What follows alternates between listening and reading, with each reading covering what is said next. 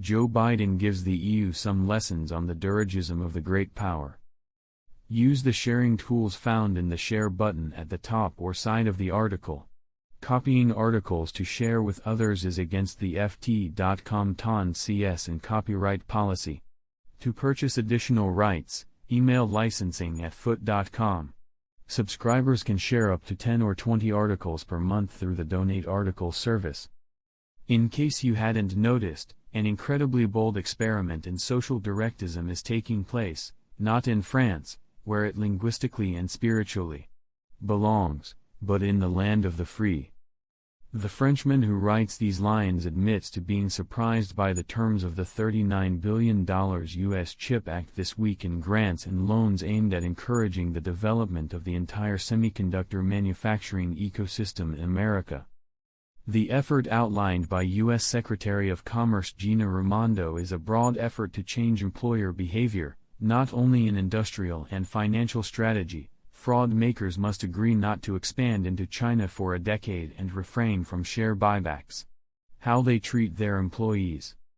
Among some of the most striking features, and after the administration had to water down its legislative plans for child care, companies applying for funding must demonstrate that they offer affordable, accessible, reliable and high-quality child care services. Child care should be available to low and moderate-income households, the documents state, in a convenient location, and hours should meet the needs of workers, giving workers the confidence that they will not have to miss work due to unexpected circumstances. Child care services. Applicants must also describe any comprehensive services such as adult care, transportation assistance or housing assistance. They are strongly encouraged to enter into collective agreements with unions before building new factories. The language that would make the famous socialist president of France, François Mitterrand, proud. In the United States, companies have so far refrained from publicly complaining about these regulations, but they have not gone unnoticed. Affordable childcare is an admirable goal, but it has nothing to do with semiconductors, tweeted Stephen Ratner, a former auto industry advisor to Barack Obama. If we want the CHIPS Act to work, it cannot be used for other political priorities. Economist Joseph Stiglitz expressed a more positive view. The lack of jobs is a major challenge in our economy, especially in high-tech sectors.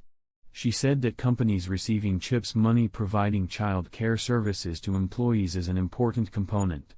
We need a market economy that not only reflects values, but also encourages and develops those values from the beginning. In Europe, the initiative is being closely watched.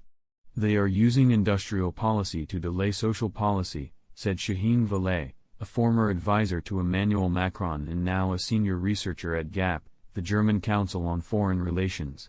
There has been a profound ideological change in the United States and we have not yet adapted to it in Europe. Even the statistician Charles de Gaulle would be envious of Joe Biden's industrial volunteer force. Generally, where there's a will, there's a way. The CHIPS Act, along with the Inflation Reduction Act and its $369 billion in grants, loans and tax credits for the deployment of renewable energy and clean technology, are the most significant attempts to revive industrial policy in the Western capitalist world after the aftermath of the crisis' Second World War. This sea change deeply worried European companies and decision-makers, prompting a re-evaluation of industrial policy at EU and national level, and prompted attempts by Brussels to relax state aid and state aid rules.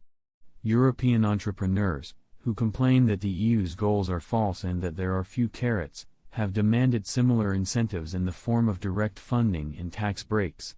But they would certainly be less interested in the important tapes that the US also added. As one French government official pointedly said, if we did this in France, we would be described as communists.